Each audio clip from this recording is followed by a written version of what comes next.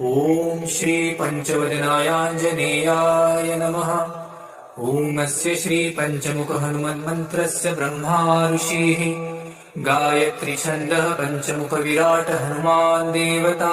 ह्रीं बीजं श्री शक्तिः क्रोकिलकं क्रूकवचं क्रयस्त्राय फट् इति दिग्बन्धः।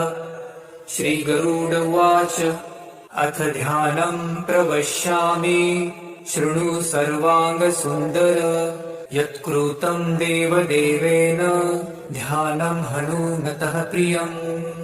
पञ्चवक्त्रं महाभीमं त्रिपञ्चनयनैर्युतं बाहोभिर्दशभिर्युक्तं सर्वकामार्थसिद्धिदम्। पूर्वं तु वानरवक्त्रं कोटिसूर्यसमप्रभम् दंष्ट्राकरालवदनं भ्रुकुटीकुटिलेक्षणम्